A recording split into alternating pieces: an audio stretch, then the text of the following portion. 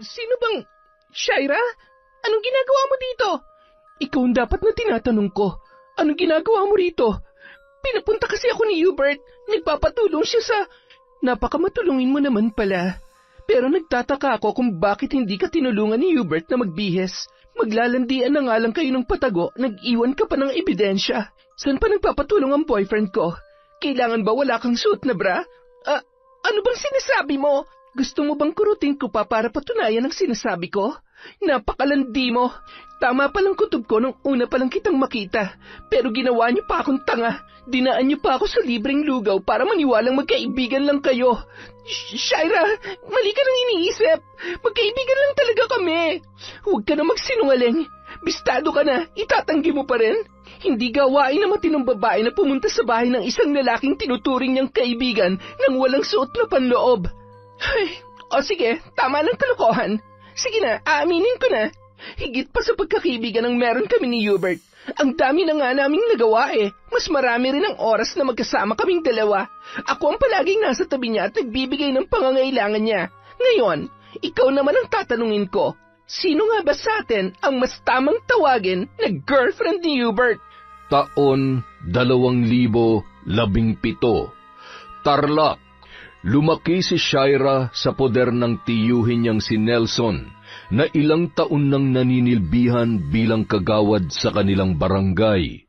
Nag-iisang kapatid yon ng kanyang ama, kaya nang pumanaw ay si Nelson na ang naging legal guardian niya mula nung 13 taong gulang pa lamang siya. Wala na kasing ibang mapag-iiwanan sa kanya at yun na lamang ang malapit niyang kamag-anak. Sa katunayan, may umampon sa tiyuhin niya nung yun ay bata pa lamang, kaya iba ang ginagamit na apelyido kumpara sa kanya, na dala ang pangalan ng kanyang ama. Dahil may kalumaan na ang bahay na iniwan ng kanyang mga magulang, giniba na lamang yun para maibenta ang lupa at ang tiyuhin niya na ang namahala roon. Wala naman siyang alam sa bentahan, kaya ipinaubaya na lamang niya yon sa mag-asawa. Sila na rin ang tumayong mga magulang niya at sumuporta sa kanyang pag-aaral. May asawa si Nelson at maayos naman ang pakikitungo noon kay Shaira. Parang anak na ang turing sa kanya ni Vera, kaya naging malapit sila sa isa't isa. Hindi na kasi nagkaanak ang mag-asawa dahil nagpabasektomy si Nelson, ngunit hindi alam ng dalaga ang dahilan kung bakit yon nangyari. Sa katagalan, napagtanto ng dalaga na hindi naman pala talaga gusto ng kanyang tiyahin na doon na siya nakatira at pakitang tao lamang ang naging pakikitungo noon sa kanya. Sa pagtungtong ng dalaga sa kolehiyo, 1 taon na lamang sana ay makakapagtapos na siya nang magkaroon siya ng nobyo na si Hubert. Nagkakilala ang dalawa sa computer shop na madalas niyang puntahan tuwing gumagawa ng school projects at kung ano-ano pa dahil wala naman silang computer o laptop sa bahay. Tagabantay doon ang lalaki. Natipuhan siya noon kaya kinuha ang number niya pati na rin ang kanyang pangalan sa social media. Doon sila nagsimulang mag-usap. Naging magkaibigan ang dalawa hanggang sa manligaw na ang binata. Dahil bawal pang magkaroon ng boyfriend si Shaira hanggat hindi pa siya nakakapagtapos ng pag-aaral, ay inilihim niya kina Nelson at Vera ang tungkol sa tunay nilang relasyon ni Hubert. Hindi naman siya nahirapan doon dahil kahit isang beses ay hindi pa nakaharap ng mga yon ang kanyang nobyo. Hanggang kailan ba natin itatago ang relasyon natin? Hanggang sa pwede na ako mag-boyfriend. Ano? Ibig sabihin, maghihintay pa ako kung kailan ka makakatapos ng pag-aaral? Shaira naman, ang tagal pa nun. Pero hindi pa talaga pwede.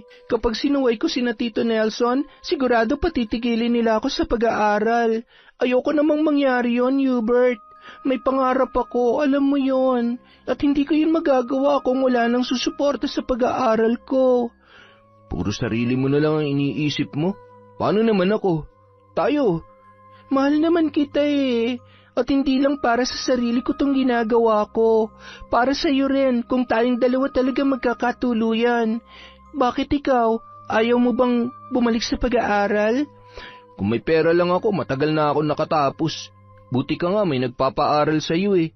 Yun na nga ang punto ko. Hindi lahat ng tao nabibigyan ng pagkakataong makapag-aral ulit. Kaya sana naman maintindihan mo ko. Nakakapagkita pa rin naman tayo at madalas nagkakasama kahit sikreto lang ang relasyon natin, di ba? At hindi rin ako nakikipag-date kahit kanino. Wala akong problema sa loyalty mo. Ang sakin lang, gusto ko rin namang maranasan na ipagyabang na girlfriend kita. Yung hindi ako matatakot na mag-picture kasama ka tapos ipopost sa social media. Naiintindihan ko naman na matagal mo nang gustong gawin yon. Ako rin naman eh. Gustong-gusto kong i-flex na may boyfriend na ako para hindi naman ulit yung mga kakilala ko na gustong manligaw sa akin. Pero konting tiis pa, please. Darating din tayo dyan, okay? Ay, ano pa nga ba? Wala naman ako magagawa kundi pagbigyan ka sa hinihiling mo. Pero sana, pagbigyan mo rin ako sa hihilingin ko sa'yo. Hindi akalain ni Shaira na hihilingin sa kanya ng nobyong si Hubert na may mangyari sa kanila nung araw na yun. Dahil sa pagmamahal ng dalaga ay hindi niya tinanggihan ang kahilingan ng lalaki. Nagpaubaya siya para hindi na sila magkaroon pa ng problema. Akala ni Shaira ay mas lalong titibay ang relasyon nila ni Hubert mula nang ibigay niya ang sarili sa lalaki. Ngunit nayanig ang paniniwala niyang yun ng araw na pumunta siya sa computer shop para magpa-print. Pagbukas pa lang niya ng pinto ay bumungad na sa kanya ang kanyang nobyo na nakaakbay sa isang babae. Sa palagay niya noon ay kaedad lamang yon ni Hubert. Nang mapansin siya ng babae ay kaagad yon nagpaalam para umalis. Tinitigan niya yon nang dumaan sa kanyang harapan pero nakayuko ang babae at mukhang iniiwasan na humarap sa kanya. Sino yun? Ha? Si ano lang yun? Si Chloe. Suki rin dito sa comp shop. Mukhang close na close kayo ah. Bakit tinaakbayan mo siya? Wala yun. Ikaw naman nagseselos ka kaagad. Magkaibigan kami ni Chloe. Anak siya nung kumare ng nanay ko, kaya close din talaga kami. Hindi ako naniniwala na magkaibigan lang kayo. Ito naman no. Tropa lang talaga kami noon. Promise. Magsabi ka ng totoo, Hubert. Nagsasabi naman ako ng totoo. O sige, ganito na lang. Para mawala yung pagdududa mo, papupuntahin ko siya rito para magkausap kayo. Kailan ka ba pwede? Kunwari na lang, ililibre ko kayong dalawa pero gagawin talaga natin yun para makapagtanong-tanong ka sa kanya. Ikaw nang kumilatis kung magsasabi ba ng totoo si Chloe o hindi. Okay, sige. Kailan mo planong gawin yan? Kung makakaalis ka ng bahay niyo sa Sabado, magkita-kita tayo sa Lumihan, malapit sa school. Okay, basta siguruhin mo lang na makakapunta yung kaibigan mong yon ha? Oo naman. Tsaka wala namang dahilan para hindi ko siya papuntahin. Ito naman, kung may namamagitan sa amin, hindi ko siya iharap sa'yo. Takot ko na lang na mabisto mo ako. Ganon. Takot ka lang na mabisto pero gusto mo lang din na lumandi sa iba. Hindi yun ang ibig kong sabihin. Babe naman masyado mainit yung ulo mo. Meron ka ba ngayon? Wala, delayed ako. Saka pupuyat ko yata to. Ikaw naman kasi, masyado mong pinipressure yung sarili mo. Hindi mo naman kailangan i-perfect lahat ng exam nyo. Sino naman na nagsabi sa'yo na ipe-perfect ko lahat yon? Di ko pa gusto mabaliw, no? Masipag lang ako mag-aaral kasi nga nasanay si na Tito na kasama ako lagi sa high honors. Ayoko mabigo sila sa akin. Natuloy ang kanilang pagkikita at nakilala na rin ni Shaira si Chloe na wala ang pagdududa ng dalaga na mapagtantong natural lamang ang pagiging malapit ni na Hubert at Chloe dahil sa tagal na ng kanilang pagkakaibigan. Dahil doon nakampante na si Shaira, ngunit lingid sa kanyang kaalaman, tunay ang relasyon ng dalawa. Lunes ng umaga, nagluluto si Shaira ng kanyang almusal nang bigla na lamang siyang nakaramdam ng pagkahilo. Nabitawan niya ang hawak na sandok at mabilis na napakapit sa may lababo nang mawalan siya ng balanse. Napapikit noon ang dalaga at nang idilat niya ang kanyang mga mata ay kaagad na napayuko sa lababo nang sunod-sunod ang naging pagduwal niya. Tila hinahalukay ang kanyang tiyan ng mga sandaling yon. Sakto namang kapapasok sa kusina ng kanyang tiyahin na si Vera. Shaira, ano nangyayari sa'yo? Bigla po akong nahilo, tita. Hindi ka ba kumain kagabi? Hindi na po ako naghapunan pagkatapos kong mag-review. Antok na po kasi ako eh. Ay, baka lang dahil sa gutom yan. Hindi ka rin nakakain ng maayos kahapon ng tanghali. Baka nga po. O siya, maupo ka na lang at ako na magluluto ng almusal. May tinapay dyan. Magpalaman ka na lang muna. Magtimpla ka rin ng gatas. Opo, tita. Hindi mo dapat pinababayaan ang sarili mo. Sa susunod na semester, matatapos ka na sa kolehiyo. Alam ko namang nahihirapan ka sa pag-aaral, kaya panay ang pagre-review mo, pero hindi ka dapat nagpapalipas ng gutom. Hindi na po mauulit, tita. Pasensya na po. Nako, yari ako sa tiyuhin mo kapag nagkasakit ka. Alam mo naman yon, parang anak na talaga ang turing sa'yo. Pilit na lamang napangiti si Shaira sa sinabing yon ni Vera. Alam naman niya noon pa na nagpapanggap lamang ang ginang na tanggap siya bilang anak-anakan ni Nelson. Maayos ang pakikitungo noon sa kanya tuwing nasa bahay ang tiyuhin. Ngunit kapag wala yun, lumalabas ang tunay na ugali. Matapobre at mapanumbat si Vera. Kulang na lamang ay kwentahin ang bawat butil ng kaning isinusubo niya, kaya lalong tumitindi ang kagustuhan niyang makatapos agad ng pag-aaral. Nang sa ganun ay makaalis na siya sa bahay na yun. Pumasok pa rin si Shaira nung araw na yon kahit masama ang kanyang pakiramdam. Ngunit nang matapos ang ikalawang subject, kinailangan na siyang dalhin ng mga kaklase sa klinik. Nang tanungin siya ng nurse ay saka lamang pumasok sa isip niya ang posibilidad na buntis siya ng mga panahon na yon. Pinabili siya ng pregnancy test kit at ginawa niya naman yun. Nang makauwi sa bahay ay nagdalawang isip pa si Shaira kung itutuloy ba ang ipinapagawa ng nurse. Aminado siya na natatakot siya sa maaaring resulta noon dahil siguradong patitigilin na siya ni Nelson sa pag-aaral. At ang mas malala pa, baka palayasin siya roon dahil sa kapabayaan niya at panloloko sa mga tao na kumupkup sa kanya. Hanggang sa magdesisyon siyang gawin na yon para makapag-isip na kaagad ng solusyon. Ngunit ilang sandali pa, walang tigil ang pagpatak ng kanyang mga luha nang makalabas siya ng banyo. Hawak niya noon ang resulta at nagpositibo yon kahit nakailang subok na siya. Kaya naman nang maghapunan sila ay natulala na lamang siya habang iniisip kung ano ang kanyang gagawin sa batang nasa kanyang sinapupunan. Shaira, ayos ka lang ba? Kanina mo pa hindi ginagalaw yung pagkain mo. Ayos lang po ako, tiyo. Ay nako, kanina pa ganyan yung batang yan. Paano? Nagpapalipas ng gutom. Nahihilo na siya kanina bago pa pumasok sa school. Sabi ko nga, magpahinga na muna pero may exam daw sila kaya hinayaan ko na. Nakainom ka na ba naman ng gamot? Opo, tito. Mabuti naman kung ganon. O siya, kumain ka na kahit konti nang magkalaman naman yan tiyan mo.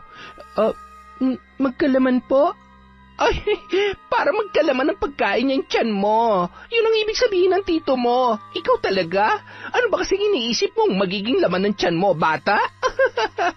Sa higpit namin ng tito mo, malabong mangyari yon. Tsaka may tiwala ako sa iyo, Shaira. Alam kong hindi mo kami susuwain, kaya hindi yun mangyayari hanggat hindi ka pa nakapagtatapos at nagkakaroon na maayos na buhay. Tama bang sinabi ko, iha? Opo, Tito Nelson.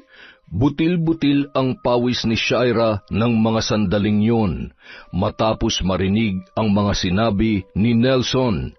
Halos mabaliw na siya sa kakaisip kung ano ang gagawin sa kanyang ipinagbubuntis, gayong malabong matanggap ng mga taong kumupkup sa kanya ang tungkol doon.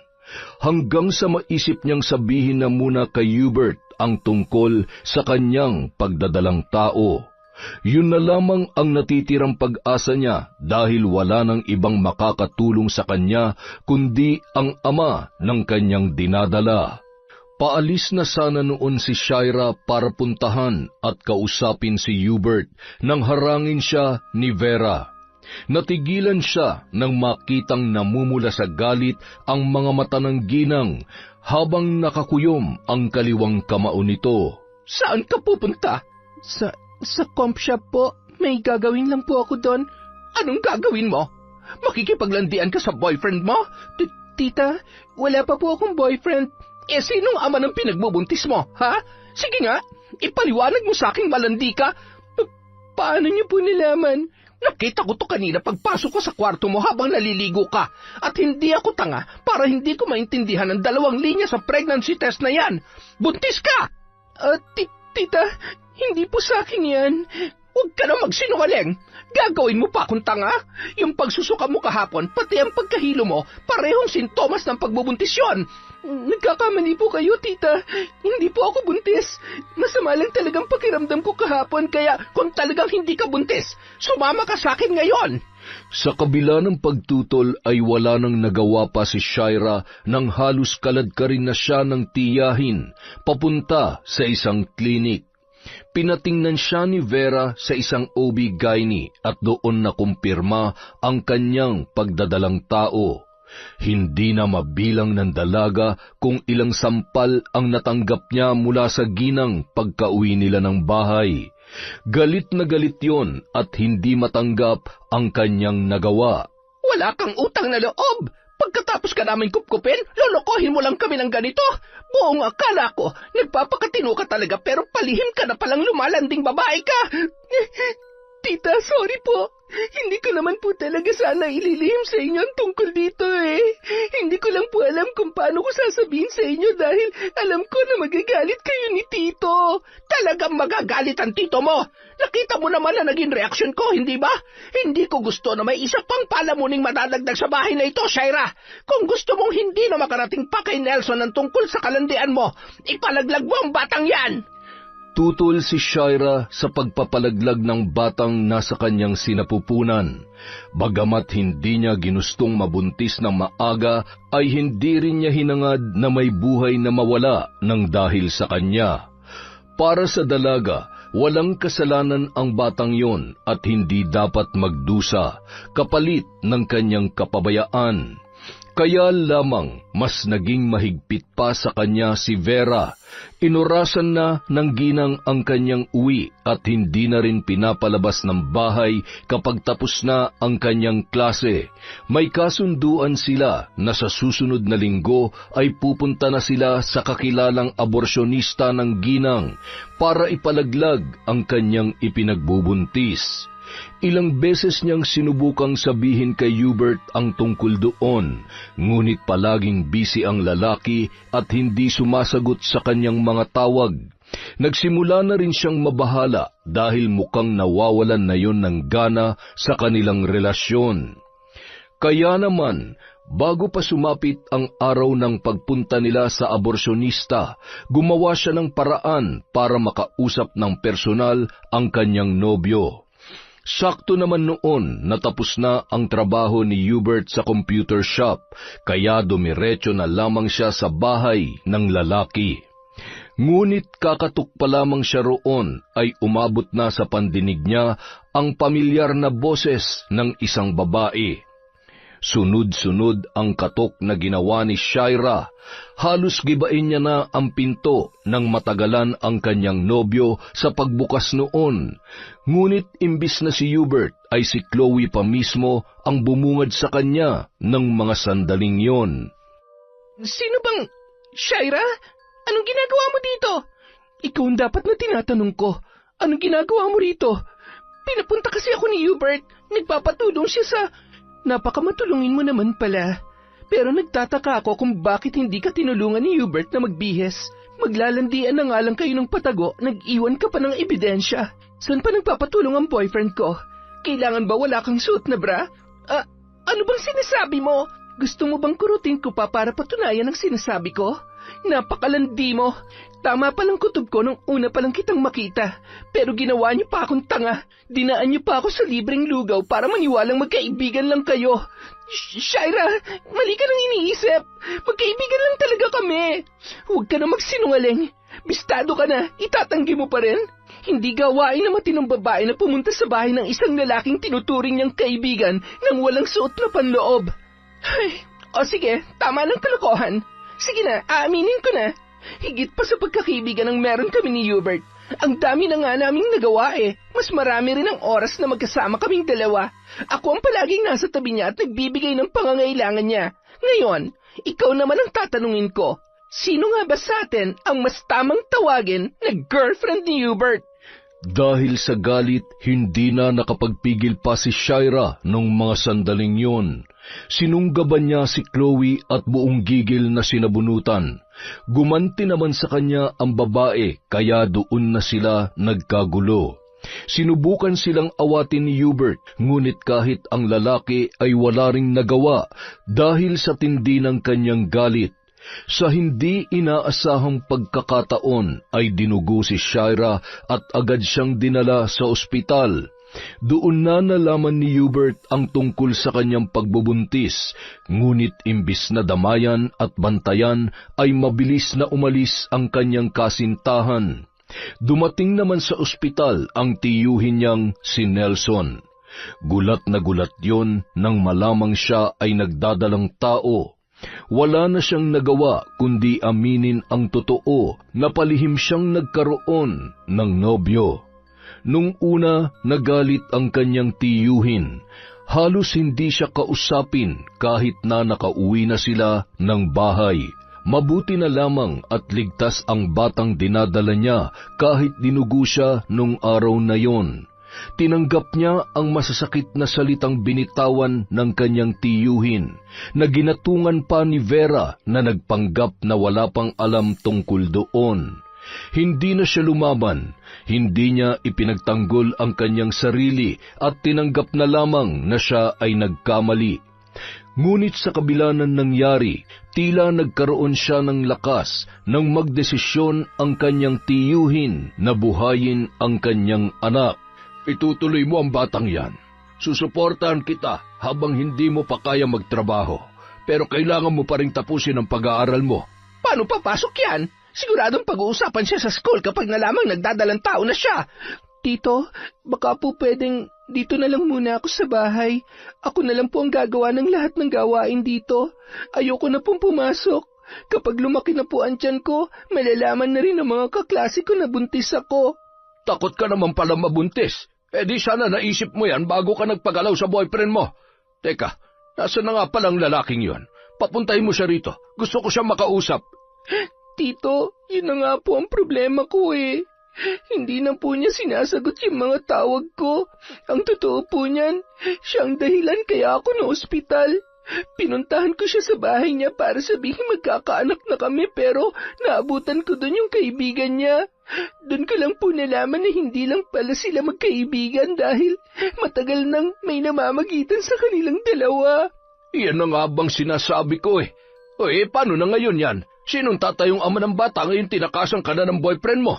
Ang tanga-tanga mo kasi. Sinabihan ka ng unahin ang pag-aaral. Konting-konti na lang, Shaira.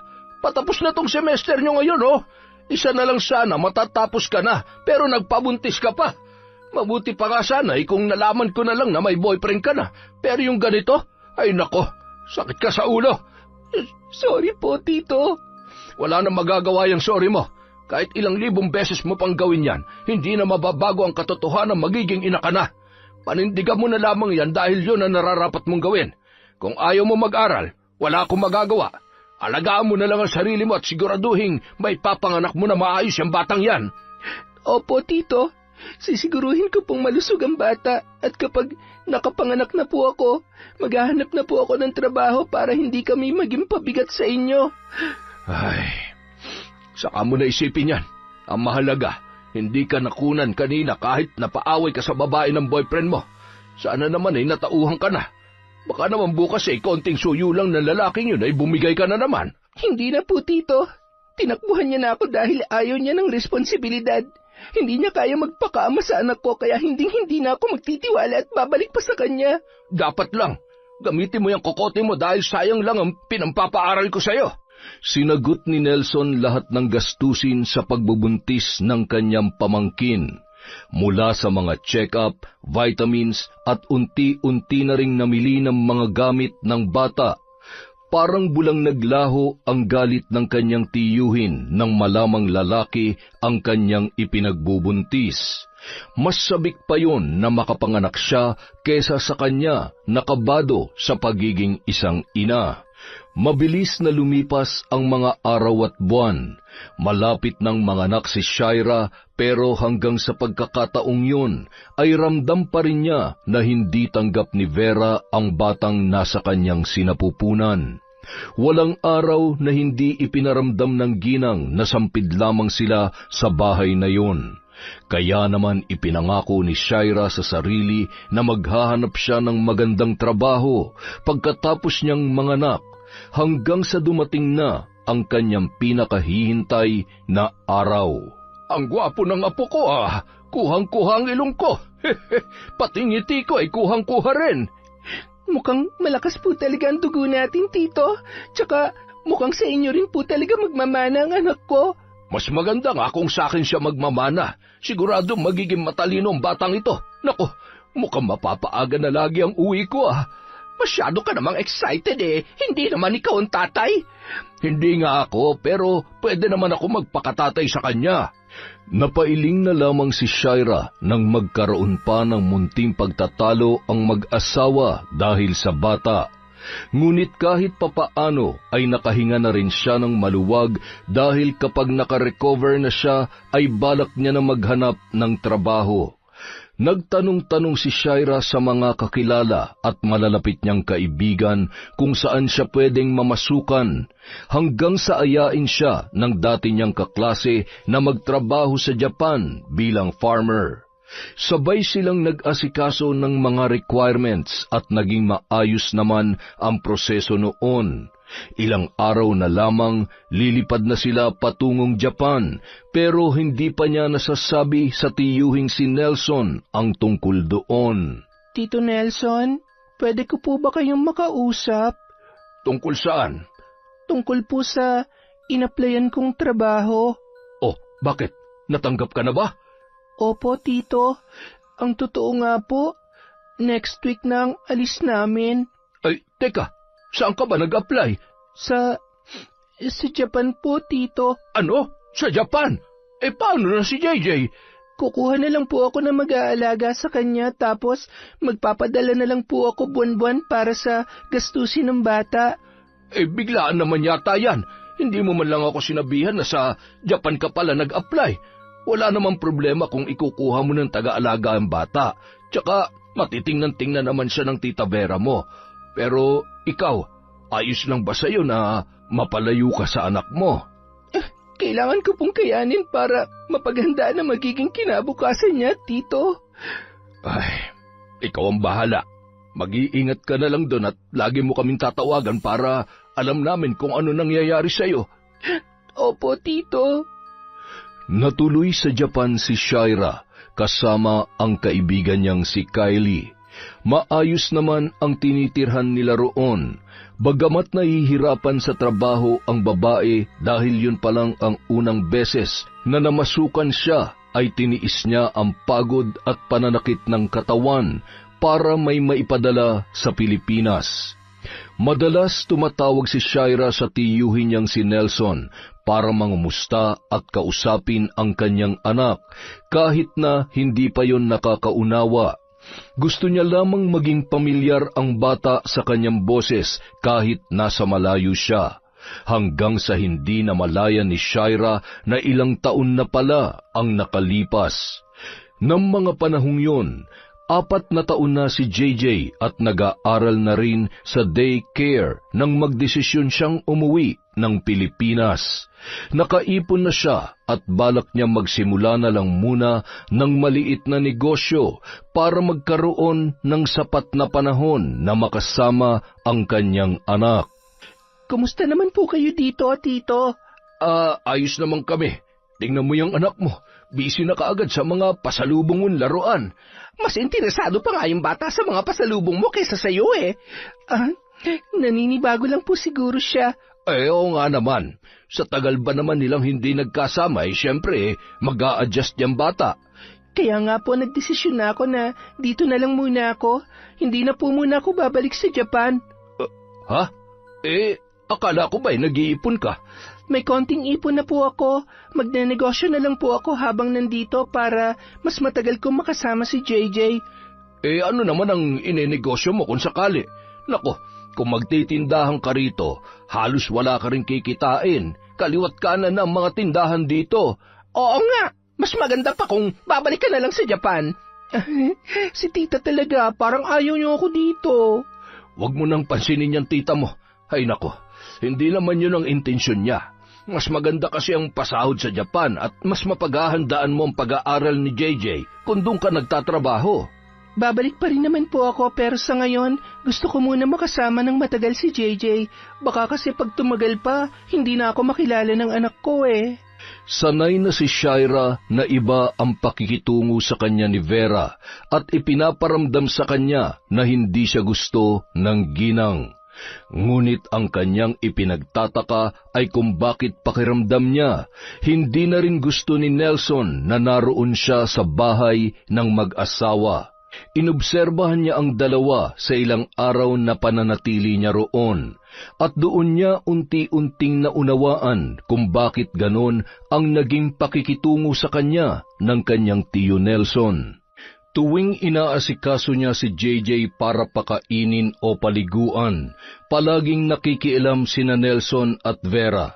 Nung una, naunawaan niya yun, dahil yun pa lamang ang unang beses na papaliguan niya ang anak matapos ang ilang taong pagkakawalay nila.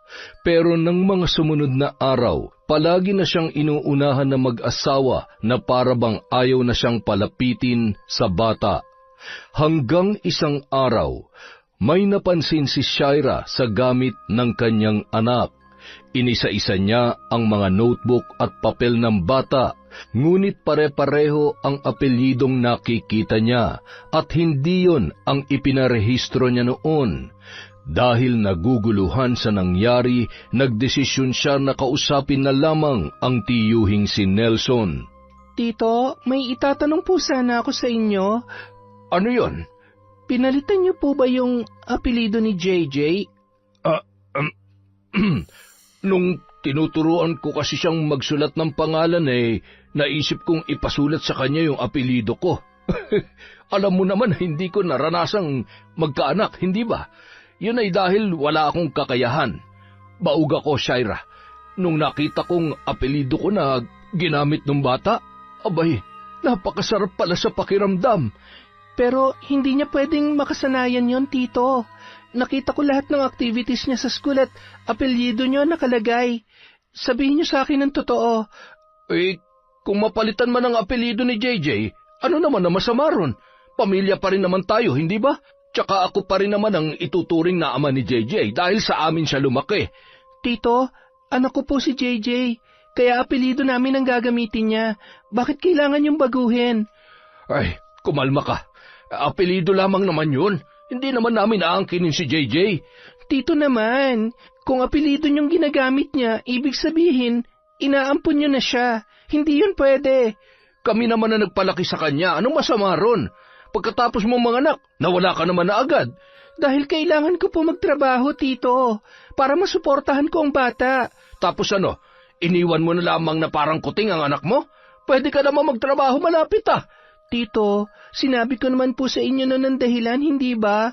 Kailangan ko ng trabahong malaki-laki ang sweldo para mapaghandaan kong pag-aaral ni JJ. Saka sinabi ko rin sa inyo noon na ikukuha ko siya ng tagapag-alaga pero nagpumilit kayo na kayo na lang ni tita mag-aalaga sa kanya.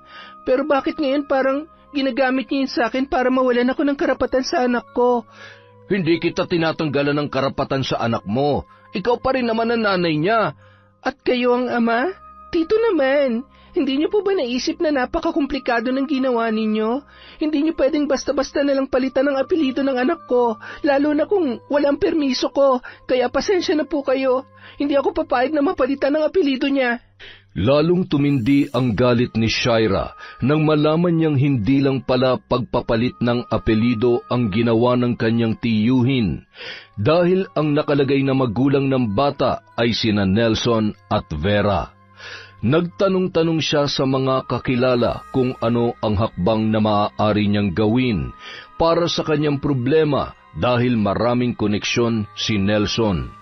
Isa pa sa naging problema niya ay nung binalak niya nang umalis sa bahay na yon kasama ang bata. Saan mo dadalhin si JJ? Aalis na kami ng anak ko dito, tita. May matutuluyan na kami mag-ina. Pasensya na, tita, pero hindi ko kaya makasama kayo sa iisang bubong habang pinamumukha niyo sa akin na wala akong karapatan sa anak ko. Ipaglalaban kong pagiging ina ko sa kanya. Para namang napakabuti mong ina dyan sa mga pinagsasasabi mo, ha? Inabandon na mo nga yung bata? Hindi ako perpektong ina pero hindi ko siya inabandona. Kaya nga ako nagsakripisyo magtrabaho sa malayo para sa kinabukasan niya eh. Pero anong ginawa niyo? Ipinagkait niyo sa akin ang pagiging ina kay JJ. Huwag ka nga mayabang. Ngayon ka lang naman naging ganyang katapang na parang kayang-kaya mo na maging ina dahil may pera ka na. Pero nung walang-wala ka pa, iniwan mo rin naman ang anak mo. Ipinagkatiwala ko lang siya sa inyo. Hindi ko siya iniwan para pabayaan. Ganon din yon. Kung nagawa mo siyang iwan sa ibang tao, kapabayaan pa rin maituturing ang ginawa mo. Ngayon ka pa magpapakananay kung kailan malaki na yung bata? Sa amin na siya ni Nelson. Anong akala niyo sa anak ko, tuta? Hindi siya nahihingi at hindi ko rin siya ipinamimigay. Kung ipipilit niyo yung gusto niyo, magkita-kita na lang tayo sa korte. Wala nang nagawa pa sina Nelson at Vera nang umalis siya sa bahay na mag-asawa at lumipat na lamang sa inuupahan niyang apartment. Kumuha na lang siya ng kasambahay para may mag-aasikaso ng ibang gawain at mapag-iiwan sa anak niya habang abala siya sa pag-aasikaso ng problemang sinimulan ng kanyang tiyuhin. Samantala, kung inaakala ni Shaira na ayos na sa mag-asawang Nelson at Vera ang pagbawi niya sa bata, taliwas naman yon sa tunay na nangyari nang lisanin nila ang bahay ng kanyang tiyuhin. Halos magwala sa galit ang lalaki nang mapagtantong wala na roon ang batang si JJ. Buisit, hindi ako papayag na mapalayo sa akin ang batang yon. Anak na ang turing ko sa kanya. Bakit naman hinayaan mo basta na nang kunin ng babaeng yon ang anak natin? Pwede ba, Nelson? Sisisihin mo pa talaga ako sa nangyari? Ginawa ko naman ang lahat para pigilan sila mag-ina. Pero alam mo sa sarili mo kung sino mas may karapatan sa bata. At hindi tayo yon. Anong ibig mo sabihin, ha? Na tinatanggap mo na lang na mawawala na sa atin si JJ? Nelson naman, napamahal na sa akin ang batang yon, kaya bakit ko naman gugustuhin mawala siya sa poder natin at mapunta sa buwisit mong pamangkin? Hindi ako papayag na hindi natin siya mabawi. Paano nga? Ano bang laban mo Illegal naman ang ginawa mong pagpapalit ng apelyido ng bata. Tuturuan ko ng leksyon si Shaira. Wala siyang utang na loob. Matapos ko siyang tulungan mula nung maulila siya sa mga magulang niya, ganito pang igaganti niya sa akin? Tama yan, na mabawasan naman ang kayabangan ng pamangkin mo. Nagkapera lang kala mo kung sino ng mataas ang narating sa buhay. Alam mo ba kung saan sila nangungupahan ngayon? Hindi, pero madali na lang malaman yan. Tanungin mo yung driver ng tricycle na sinakyan nila nung naghakot sila ng gamit.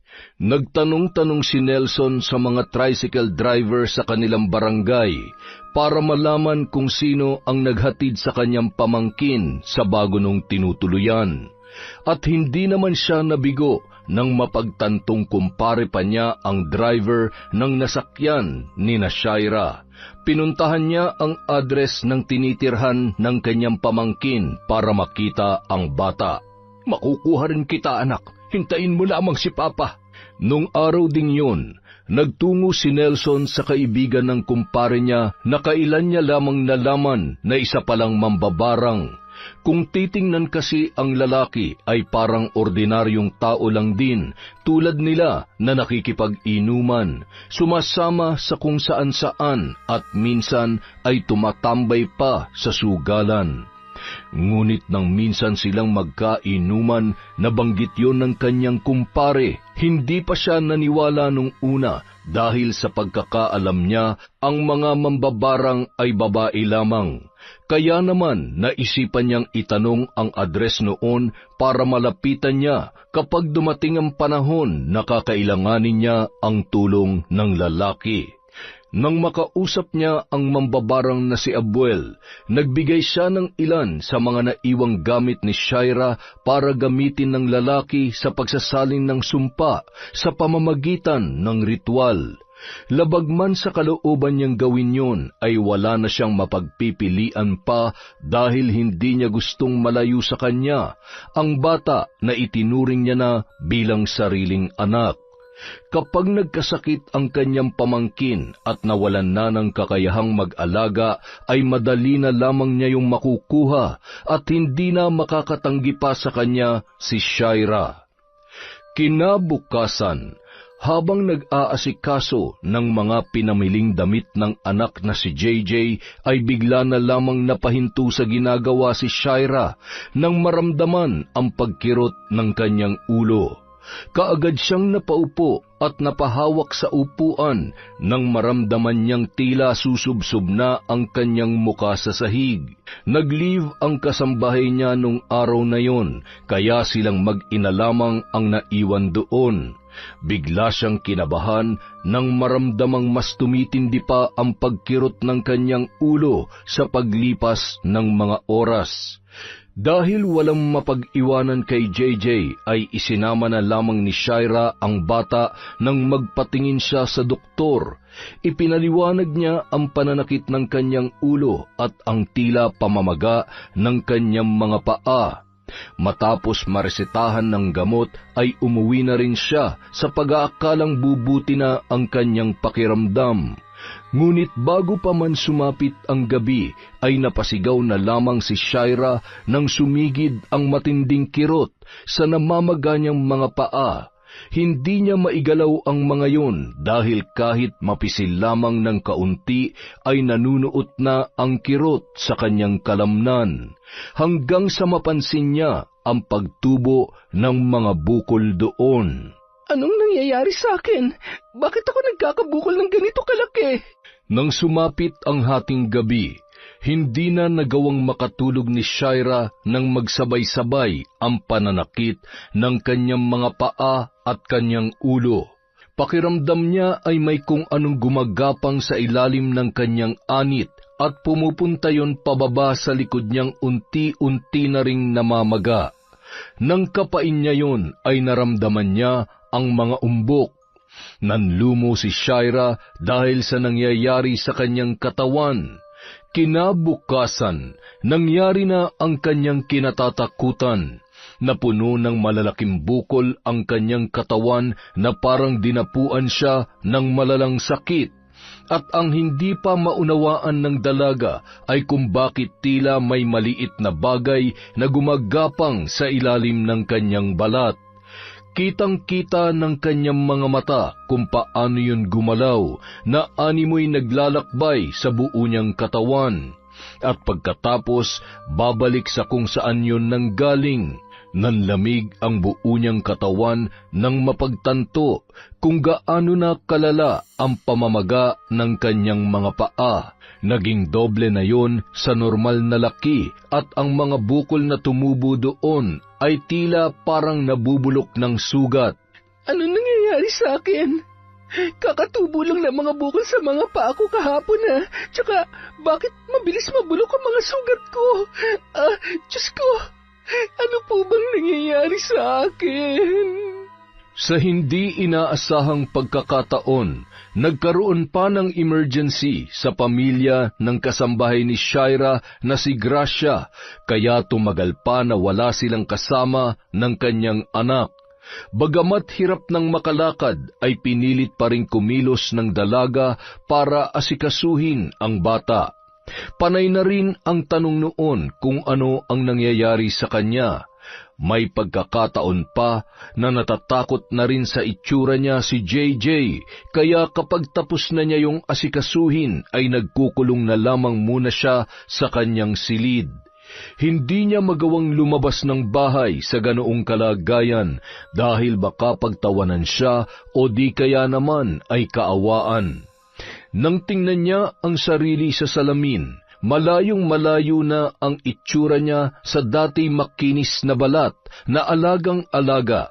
Bahagya na ring tumaba ang magkabila niyang pisngi dahil sa pamamaga noon. Makalipas pa ang isang araw, tuluyan nang nalugmok si Shaira nang pumutok lahat ng bukol niya sa katawan at naging malalaking sugat. Sinusubukan pa lamang niyang tumayo ay napapaluhan na siya dahil sa matinding pananakit ng mga yon. Hindi niya na maitapak ang kanyang mga paa, ganun din ang mga kamay niyang nagkasugat-sugat na ang palad. Mabuti na lamang at makakabalik na si Gracia ng araw na yon. Ngunit bago pa man makarating ang kasambahay, nagulat na lamang siya nang biglang dumating doon si Nelson para kunin ang kanyang anak. Tito, anong ginagawa niyo? Bitawan niyo ang anak ko. Hindi mo na siya maaalagaan sa kalagayan mo, kaya sa amin na muna siya. Isipin mo naman ang kanyang kapakanan. Hindi niyo siya pwedeng kunin. Pabalik na si Gracia ngayon, kaya dito lamang ang anak ko. Mas gugustuhin mo pa talaga na ibang tao mag-alaga sa kanya kaysa sa amin na kadugo niya? Kadugo niya nga kayo, pero alam kong may intensyon kayo na ilayo sa akin ang anak ko. Mag-isip-isip ka nga, Shaira. Paano ka magpapakaina kung mismong sarili mo hindi mo kayang ingatan? Sa tingin mo magkakaganyan ka kung hindi ka naging pabaya? Kaya bago pa mapahamak ang anak mo, hayaan mo na siya sa amin ni Vera. Hindi ako papayag. Kukunin ko siya sa inyo. Ako ang mas may karapatan sa bata, kaya ako magdedesisyon kung saan siya dapat mapunta. Wala nang nagawa si Shaira nang tangayin ni Nelson si JJ sa kabila ng kanyang pagtutol. Gumapang siya patungo sa may pintuan para habulin ang tiyuhin at ang umiiyak niyang anak. Ngunit hindi na sapat ang lakas na mayroon siya para magawa yun. Halos hindi umusad ang kanyang katawan, gaano niya man subukang gumalaw at makaalis sa pwestong yon. Napaluhan na lamang siya sa nangyari. Nasa ganoong kalagayan si Shaira nang dumating ang kanyang kasambahay na si Gracia. Ma'am Shaira, Diyos ko, bakit kayo nasa sahig? Ano nangyari sa inyo? Bakit puro sugat ang buong katawan niyo, ma'am? Kinuha ni Tito ang anak ko. Kailangan ko siyang mabawi, Gracia. Tulungan mo ako na makuha si JJ, parang awa mo na. Pero ma'am, kailangan na po kayo madala sa ospital. Hindi ako pwedeng ma-ospital, Gracia. Lalo lang ako mapapalayo sa anak ko. Walang kasiguran kung kailan ako makakalabas, kaya huwag mo akong dadalhin doon.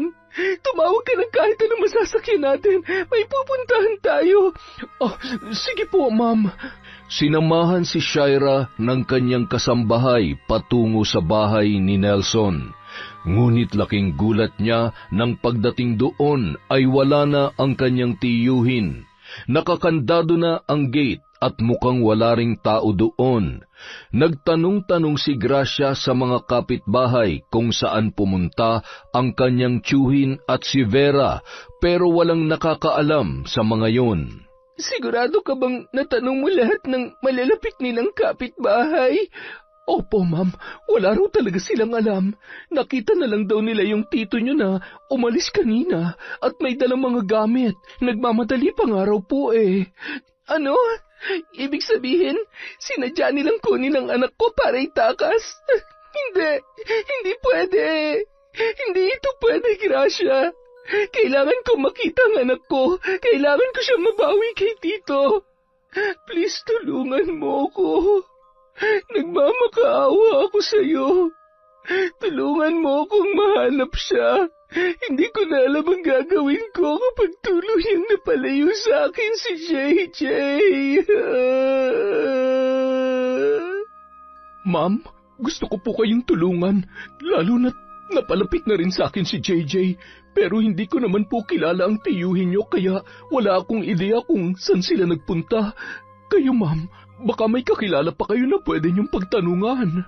Wala akong kilalang kaibigan ni Tito Nelson, pero makakapagtanong-tanong pa tayo. Hindi tayo uuwi hanggat... Gracia! Ang sakit ng tiyan ko! Sobrang sakit! Ma'am, mukhang kailangan ko na po kayong dalhin sa ospital. Huwag na po kayong tumanggi. Kailangan yung gumaling para mahanap si JJ. Sa kabila ng pagdadalawang isip, ay pumayag na rin si Shaira na magpadala sa ospital. Ngunit kahit ilang doktor na ang tumingin sa kanya, ay tanging pansamantalang lunas lamang ang kayang ibigay ng mga yon para hindi niya maramdaman ang matinding pananakit ng katawan, dulot ng mga nabubulok niyang sugat. Kulang na lamang ay saktan niya ang mga nurse na naglilinis ng mga yon tuwing dumadampi ang mga gamit na panlinis. Sa kasamaang palad, kahit inabot na si Shaira ng halos 3 oras sa ospital, ay wala pa ring nangyayari. Wala pa ring nagbabago sa kanyang kalagayan, hanggang sasabihan na siya na kailangan na niyang ilipat sa ibang ospital para matukoy kung ano ang kanyang sakit. Hindi raw kasi yun kaya ng mga doktor sa ospital na pinagdalhan sa kanya ni Gracia. Ngunit imbis na magpalipat ng ospital ay nagpahatid na lamang siya sa paupahan. Ma'am, ilang araw ko na po itong iniisip pero nag-aalangan po akong sabihin sa inyo. Ano yun? Huwag mo sabing aalis ka na dahil nandidiri ka na sa itsura ko. Naku ma'am, hindi po ganon. Alam ko pong mahirap ang sitwasyon nyo ngayon at kung ibang tao lang ang nasa katayuan ko, baka nagpaalam na sa inyo. Pero hindi po yun ang naiisip ko. Habang tumatagal kasi parang nakikita ko sa inyo nangyari sa tiyahin ko noon. Bakit? Ganito rin bang sakit niya? Nagkasugat-sugat din po ang buong katawan niya pero bago nangyari yun, tinubuan muna siya ng malalaking bukol. Sabi pa ni Chang, may mga pagkakataon daw na parang may mga maliliit na insektong gumagapang sa loob ng balat niya at nung lumala pang kalagayan niya, naglabasan ng mga itim na uod sa mga sugat. Mga uod? Ibig sabihin, nagkaroon ng uod yung mga sugat niya? Ganun na nga po, ma'am. At sa katunayan, may ilan na po akong nakita sa mga sugat niyo sa paa kanina. Napansin ko po yun nung mahulog ang mga uod sa kama pero inalis ko agad dahil iniisip ko na baka magpanik kayo kapag nakita niyo mga yun. Ano ba kasi nangyayari sa akin?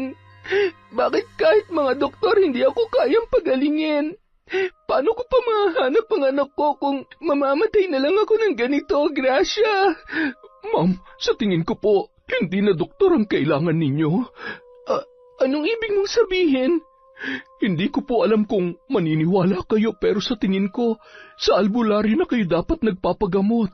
Naniniwala naman ako na magaling ang mga doktor dahil pinaghirapan nilang lahat bago nila matutunan ang panggagamot pero may mga sakit din na hindi nila kayang matukoy at gamutin, ma'am. Gaya po ng sakit nyo ngayon. Kung pareho kayo ng tiyahin ko, isa lang po ang ibig sabihin noon. May nagpapabarang po sa inyo. Natigilan si Shaira sa sinabi ng kanyang kasambahay. Hindi kasi siya naniniwala sa mga albularyo at mas lalong hindi siya naniniwala sa barang. Pero dala ng depresyon ay nagtiwala na lamang siya kay Gracia. Dinala siya ng babae sa isang maliit at liblib na baryo sa karatig probinsya para hanapin ang albularyong makakagamot sa kanya. Tinatawag raw ang matanda bilang si Caselia. May usap-usapan na galing yon sa kinatatakutang pamilya ng mambabarang sa lugar na yon, kaya wala ni isa sa mga residente roon ang sumubok na galitin o kalabanin ang matanda. Pagpasok pa lamang nila sa bakuran ni Caselia ay ramdam na nila ang kakaibang presensya na hindi nila maunawaan kung saan nagmumula. Malala ng kalagayan niya. Bakit ngayon mo lang siya dinala dito? Caselia, manggagamot daw po kayo? Caselia, tulungan niyo po ako na gumaling ang sakit ko. Parang hindi ko na po kakayaning tumagal pa ng ilang araw sa sobrang sakit ng buong katawan ko. Wala pang lumapit sa akin na hindi ko napagaling, iha. Isa pa, may mga pumunta na rin dito noon na pareho sa kalagayan mo, kaya matutulungan kita. Talaga po? Ma'am, magagamot ka na rin sa wakas. Sa ngayon, tanging ang magpapagamot lamang ang maaaring pumasok sa kubo ko. Sa labas ka na lamang maghintay, iha. Gaya ng sinabi ni Caselia, si Shaira lamang ang pinapasok sa kubo kung saan niya ginagamot ang mga humihingi ng tulong sa kanya. Sinindihan niya ang mga itim na kandila at hinayaang mapuno ng usok ang buong silid. Hindi yun ordinaryong kandila dahil gawa yun sa iba't ibang sangkap na may orasyon.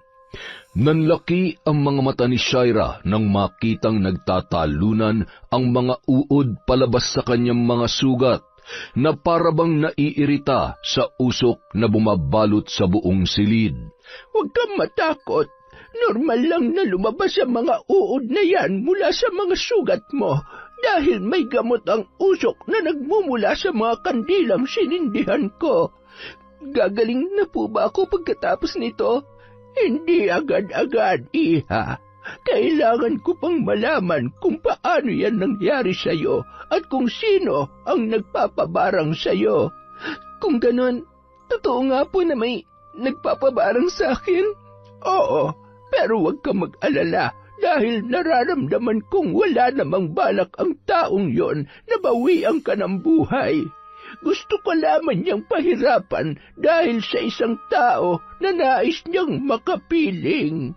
Nagulat si Shaira sa sinabi ng albularyo. Hindi niya alam kung bakit yon nasabi ng matanda, ngunit nang makita niya kung paanong tila nakipag-usap sa usok na nagmumula sa sinunog na papel gamit ang itim na kandila, ay saka lamang siya naniwala na may kakaiba nga sa matandang yun. Ngunit ang kanyang mas ikinagulat ay nang matapos ang ritual na isinasagawa ni Caselia. Batid kong hindi ka mahihirapang paniwalaan ang sasabihin ko, iha. Ang taong nagpabarang sa'yo, hindi siya ibang tao na nakaaway o nakasamaan mo lamang ng loob. Malapit sa'yo at matagal mo na rin siyang nakasama. Tumira kayo sa iisang bubong at itinuring mo siya na parang tunay na ama. Si Tito Nelson, siya lang po ang siya nga, iha. May gusto siyang bawiin sa'yo, kaya ipinabarang kanya. Gusto kanyang pahirapan hanggang sa malugmok ka at magkaroon siya ng pagkakataong makuha ang taong mahalaga sa'yo. Ang anak ko! Ginawa niya to sa akin para makuha niyang anak ko, Caselia. Ganoon na nga. Sa ngayon, ang magagawa ko lamang ay gamutin ka at alisin ang sakit na dumapo sa iyo dahil sa mambabarang na kinausap ng tiyuhin mo. Pero wala akong may tutulong kung paano mo mahanap ang anak mo na inilayo sa iyo. Ayos lang po, Caselia. Malaking tulong na po sa akin na mapagaling niyo ko. Kailangan po manumbalik ang lakas ko para mahanap ko si JJ. Magagawa mo rin yon, iha. Ngunit bago ang lahat, kailangan muna nating tapusin ang nasimulan ko kanina. Gusto mo bang ibalik ko sa mambabarang na kinausap niya ang sakit na pinadapo niya sa'yo? Umiling lamang si Shaira. Hindi niya gustong pahirapan ang mambabarang na kinausap ng kanyang tiyuhin dahil hindi naman yon gagawin ng taong yon kung hindi ipinagawa ni Nelson. Ang taong nais niyang makaranas ng parehong paghihirap ay walang iba kundi ang kanyang tiyo. Kung ganon, gusto mong ibalik ko ang barang sa tiyuhin mo? Opo, Caselia. Gusto ko po siyang turuan ng leksyon sa ginawa niya sa akin. Ako po may karapatan sa anak ko kaya hindi niya po pwedeng kunin sa akin si JJ.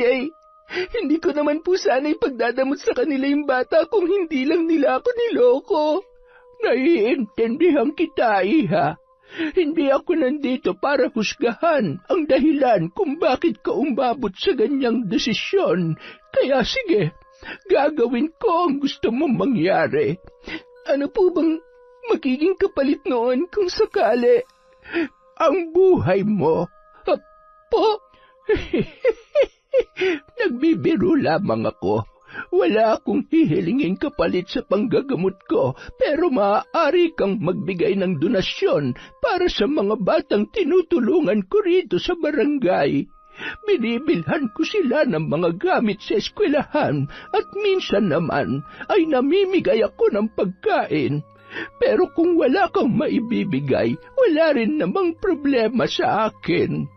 Sa kabila ng sinabi ng matanda, ay hindi pumayag si Shaira na hindi siya makakatulong sa mabuting hangarin ni Caselia.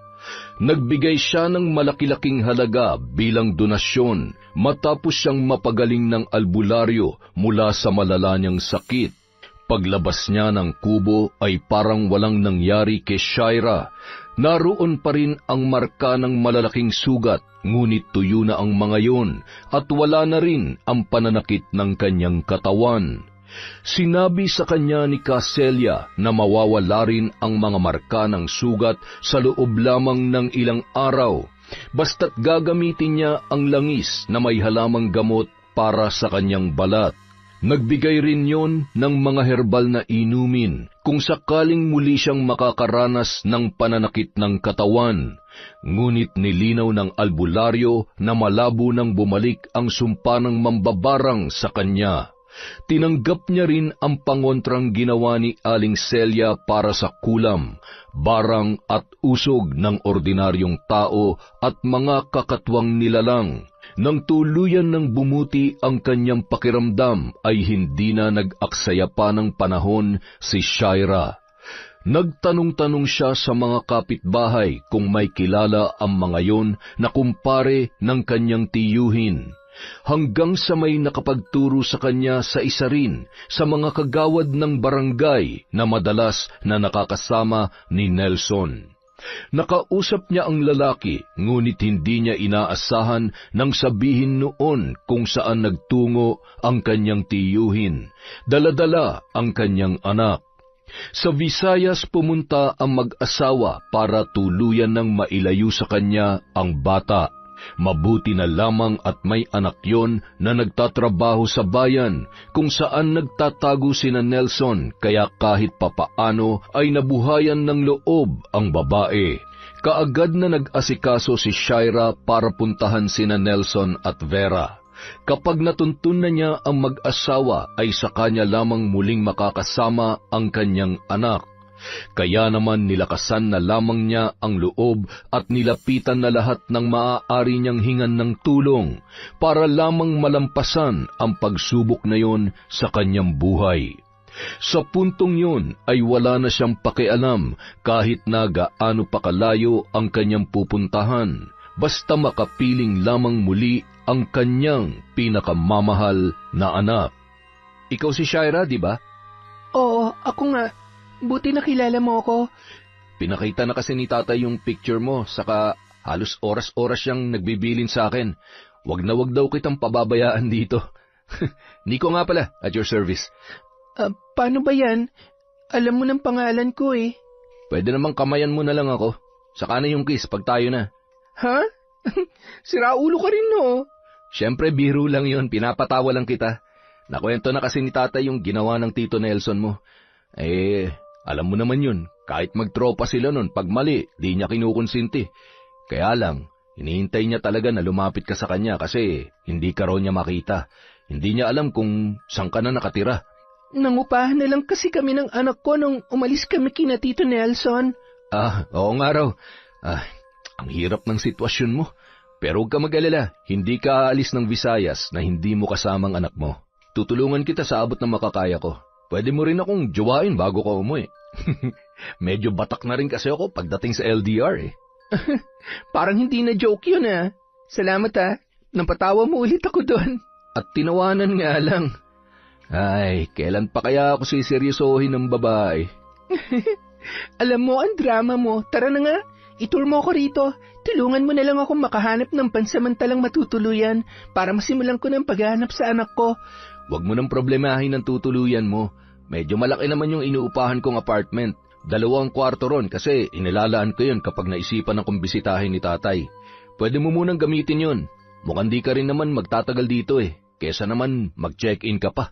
Gagastos ka lang. Pero nakakahiya naman sa'yo. Okay lang ba na may iba kang kasama sa unit mo? Baka mailang ka sa akin. Ako? May ilang? Baka kiligin pa ako. Ha? Di mo ba alam na ang ganda-ganda mo? Bolero? Oo nga, hindi ako nagbibiro. Maganda ka. Pero hindi naman kita popormahan kung may boyfriend ka na. Wala pa akong boyfriend. Ang totoo niyan, hindi na talaga ako nagpaligaw ulit matapos akong takbuhan ng ama ng anak ko. Ah, single mom ka pala. Oo, kaya ako lang ang mag-isang nagtatrabaho para sa amin ni JJ.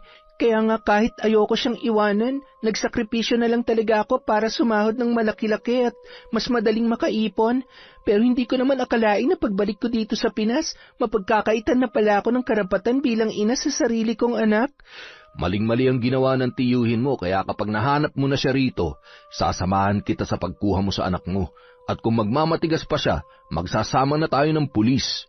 Laking pasasalamat ni Shaira dahil bukod sa mabait ay maasikaso rin si Nico. Hindi siya nun itinuring na ibang tao kaya madaling napalagay ang loob niya sa binata. Hindi na niya isinama si Gracia para may maiwan sa paupahan habang hinahanap pa niya ang tiyuhin. Samantala, nung mga sandaling yon ay unti-unti nang umiepekto kay Nelson ang sumpa ng barang na ibinalik ni Caselia sa lalaki. Doble ng naranasan ni Shaira na paghihirap ang mararanasan noon dahil sa kahilingan ng dalaga kaya mas mabilis natatalab ang sumpa. Tanghaling tapat noon at nakikipaglaro si Nelson sa anak-anakang si JJ nang bigla na lamang siyang makaramdam ng matinding pananakit ng ulo. Anong nangyayari sa'yo? Ayos ka lang ba? Biglang sumakit ang ulo ko. Sa init yata to. Uminom ka ng maraming tubig. Alam mo naman tag-init ngayon eh. Pasok muna ako sa kwarto. Ikaw na muna magbantay kay JJ. Bantayan mo mabuti, baka makalabas. Oo na, paulit-ulit mo na lang sa aking sinasabi yan. Pagpasok ni Nelson sa silid ay muntik na siyang mabuwal nang makaramdam siya ng pagkahilo. Napakapit siya sa hawakan ng nakasaradong pinto. Pakiramdam niya ay umiikot ang buong paligid. Hinawakan niya ang magkabilang sentido at marahan yung minasahe. Ngunit makalipas lamang ang ilang sandali ay kaagad niyang naibaba ang mga kamay nang kumirot naman ang kanyang tiyan. Pakiramdam niya ay nilalamukos ang kanyang laman loob sa tindi ng sakit noon. Doon na siya napasigaw at tinawag si Vera para sabihin ang nangyayari sa kanya. Kanina pa ba sumasakit yan? Ngayon lang. Ayos naman ako kanina eh, kaya hindi ko maintindihan kung bakit bigla na lang sumama ng ganito ang pakiramdam ko. Ang mabuti pa, magpatingin ka na sa doktor bago pa man lumala yan. Mabuti pa nga, pero ako na lang ang pupunta mag-isa. Maiwan ka na rito para may kasama si JJ. Alam mo namang hindi ko siya pwedeng isama sa ospital. Akong bahala sa bata. Masyado ka naman yatang napaparanoid eh, ang layo-layo ng Tarlac dito sa Visayas. Kahit sa ibang bansa pa tayo pumunta, siguradong hindi titigil si Shaira sa paghahanap sa anak niya.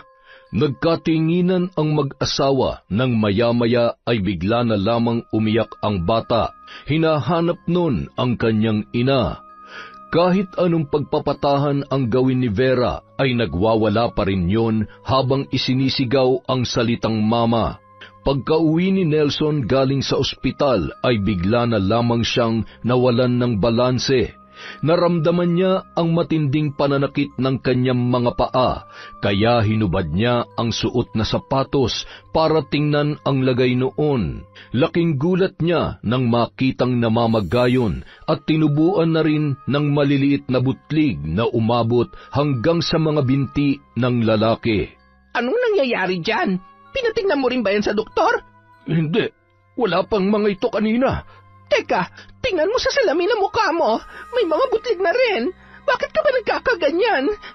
Huwag mo sabihin. Hindi ko alam pero hindi kaya ibinalik sa akin ang pagpapabarang ko kay Shaira. Kailangan ko makahanap ng albularyo dito. Aray ko. Baka naman allergy lang yan. Huwag ka muna mag-isip ng kung ano-ano. Magpahinga ka na lang muna. Kapag lumalayan bukas, bumalik na lang tayo sa doktor. Hindi mo naiintindihan eh. Mabilis lang kumalat sa katawan ko ang sakit kung may bumabarang sa akin. Pwedeng bukas, hindi na ako makatayo sa higaan dahil pinabayaan ko na lamang mangyari to. Pero alanganing oras na para maghanap pa ako ng albularyo. Kung kaya mo pang tiisin, bukas na bukas din, maghahanap ako ng albularyo dito. Dahil doble ng pagpapahirap kay Shaira ang sakit na pinadapo kay Nelson, oras pa lamang ang lumilipas ay tuluyan ng namaga ang buong katawan ng lalaki. Kinagabihan, hindi na niya magawang tumayo o bumangon man lang sa higaan dahil sa napakabigat na pakiramdam. Kaunting dampi lamang sa balat ay napapahiyaw na siya sa sakit. Kinabukasan, napilitan si Vera na iwan na lamang muna si JJ sa bahay para maghanap ng albularyo. Nang araw ding yun, natukoy na ni Shaira at Nico ang address ng bahay na tinutuluyan ni Nelson at Vera, kaya agad silang nagtungo roon. Sunod-sunod ang naging pagkatok ng dalaga sa pinto, ngunit walang nagbubukas. Naghintay pa sila ng ilang sandali. Maya-maya pa, nagulat na lamang si Shaira nang si JJ mismo ang nagbukas ng pinto para sa kanya. Sabik niyang niyakap ang anak na kaagad pumalahaw ng iyak nang siya ay makita roon. Halos ayaw nang bumitaw sa kanya ng bata matapos niya yung kalungin. Uuwi na tayo, anak. Isasama ka na ni Mama. Hindi na tayo ulit magkakahiwalay. Shay, hindi naman sa nanghihimasok ako pero hindi ba dapat kausapin mo muna ang tiyo mo bago mo isama si JJ pabalik sa Tarlac? Pagkakataon mo na rin para masabi sa kanya kung ano nararamdaman mo.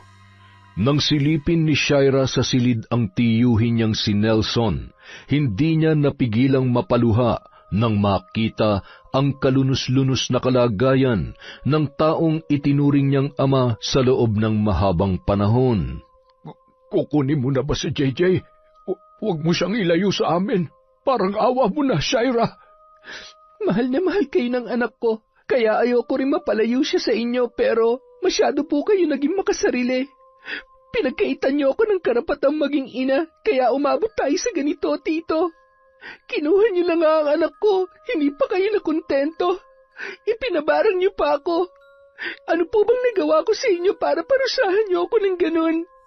Gusto ko lang naman makasama si JJ. Patawarin mo ko, Shaira. Patawarin mo kami ng Tita Vera mo. Masyado lamang napamahal sa amin si JJ, lalo na sa akin dahil kamukha siya ng namatay kong anak. Pagkasilang pa lamang ni JJ, napakagaan na ng loob ko sa kanya at halos ayaw ko na siyang bitawan. Sa ganoong paraan ko lang uli naramdaman ang pagiging ama ko. Kaya patawarin mo sana ako sa nagawa ko sa iyo. Magpagaling po kayo, Tito, at bumalik kayo sa Tarlac. Pagdating niyo ron, saka po tayo mag-usap ulit. Huwag kayong mag-alala, hindi kami lalayo ni JJ. Doon pa rin kami uuwi sa dating address namin kung saan niyo kami natunton. Nabigo si Vera na makahanap ng albularyong makakagamot kay Nelson. Ginabi na siya ng uwi dahil ilang manggagamot na ang kanyang pinuntahan, pero ni isa sa mga yun ay walang makakatulong sa kalagayan ng kanyang asawa.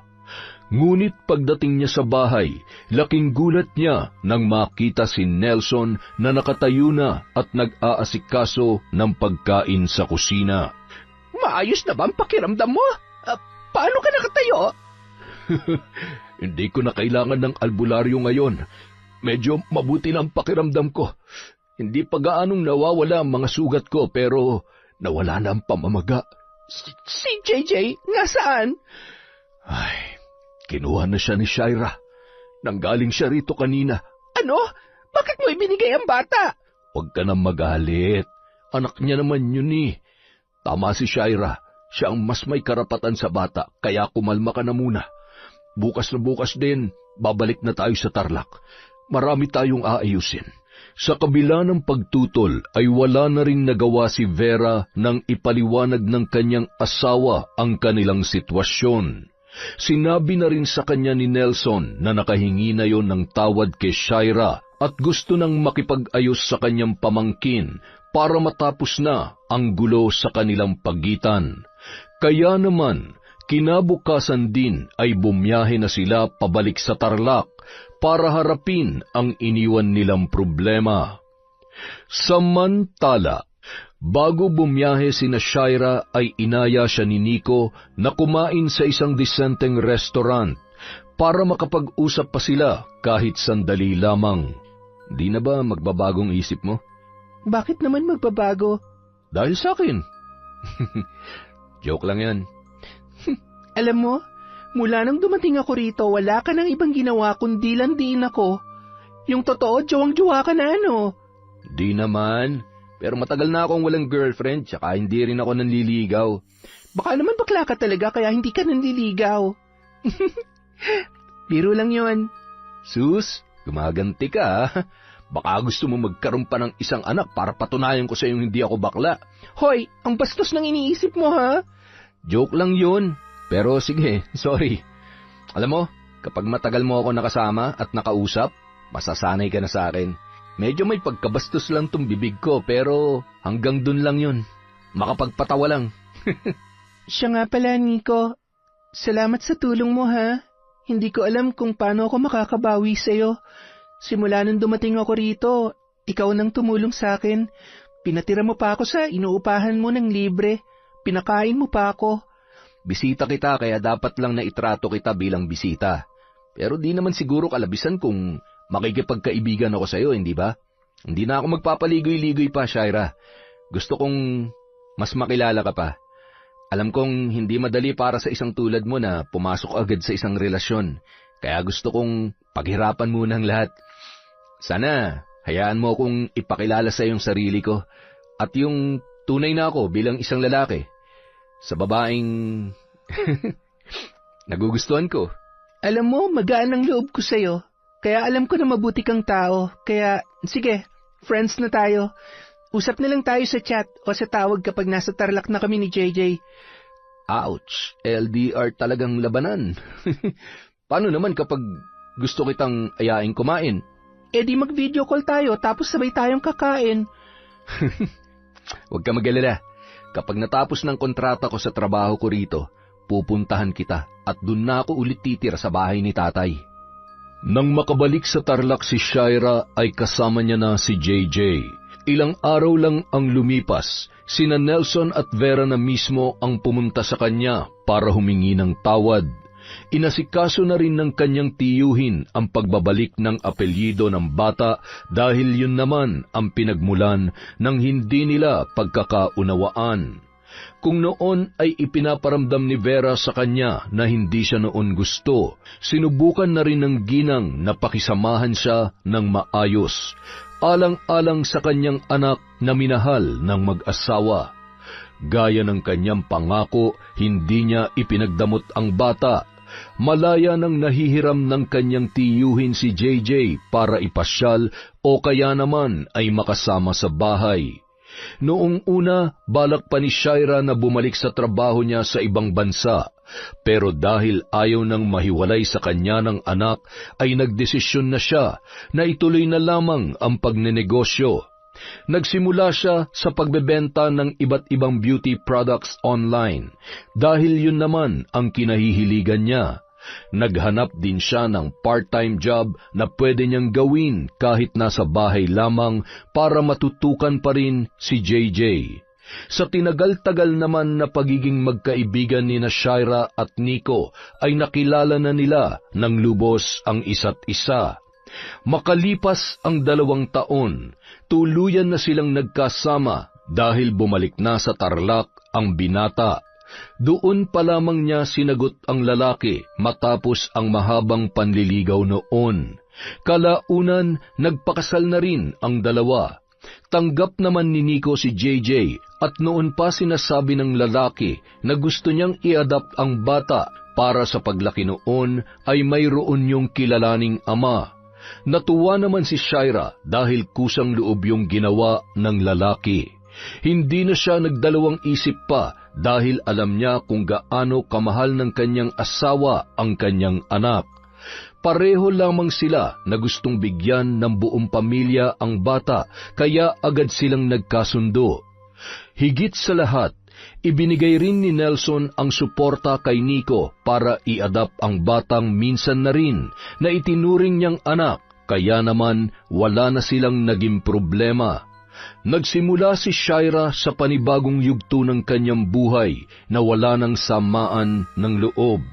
Bagamat ulila na, napunan pa rin ang puwang sa kanyang pagkatao sa tulong ni Nelson at Vera na nangakong gagawin ng lahat para iparamdam sa kanila ang pagkakaroon ng isang buong pamilya.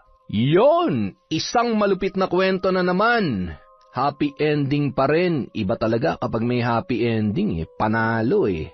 At dahil dyan, meron tayong shout out. Simulan natin kay Maria Cecilia Aquin, kay Jason Lumbang, kay Desiree De Los Santos, kay Celestina Siguya, kay Robert Crimen. Hello po kay Kat Burglar, Cutie. Hi kay Beth Mercado. Shout out po kay Cataleja Soto, kay Betty Velasco, kay Chris Alcantara. Hi kay Agripina Balza, Honey Austria, Mystery Channel, kay Charlene Gumansing. Hello po kay Gemma, kay D. Jonah Angelica. Hi din po kay MD Lintejas, kay Mercy Grace Shooting, kay Lalisa Cutie. Hello po kay Cynthia Mortensen. Hi kay Vilma Bautista, kay Elizabeth Hardenil, kay Janice Zemato. Hi po kay Christy Gaitan. Shout out din po kay Chat Advincula, kay Vicky Abut, kay Cherry Mukbang ASMR. Hello po kay Baga Foro Nene, kay Richel Vasquez, kay Lynette Reparado. Hi po kay Josie Aniban, kay Manisan Mamot Mapadtaya. Hello kay Chrisjel Mamado, kay Avic Fernandez. Happy birthday kay Russell from Febe Ranyada. Hello po, Bekenemen.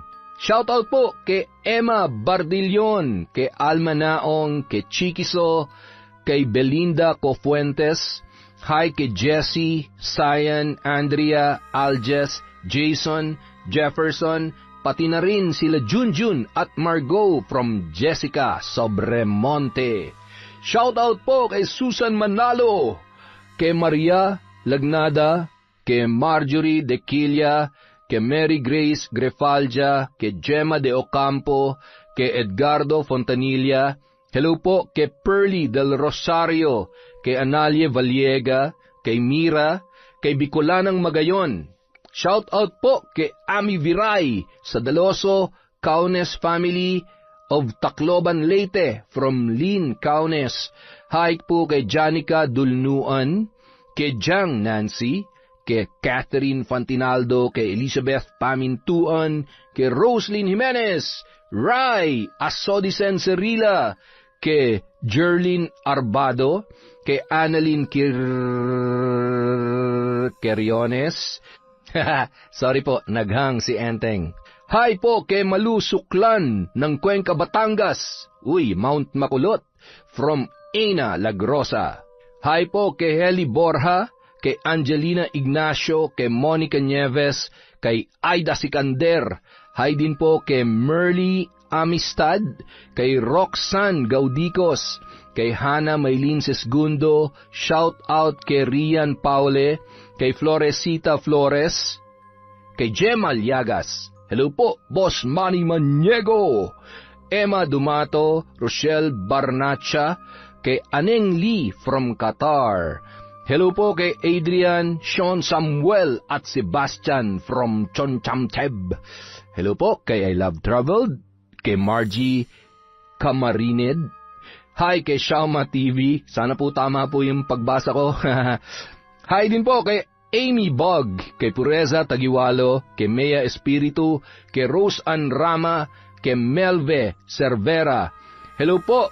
Shout out kay Pamela Allen, kay Kim Bara, kay Gay Somojo, Sheena Enriquez, Ison at Cristobal family of Maguindanao from Josie Joy Ison. Hello po sa inyo dyan, mag-iingat po tayo palagi.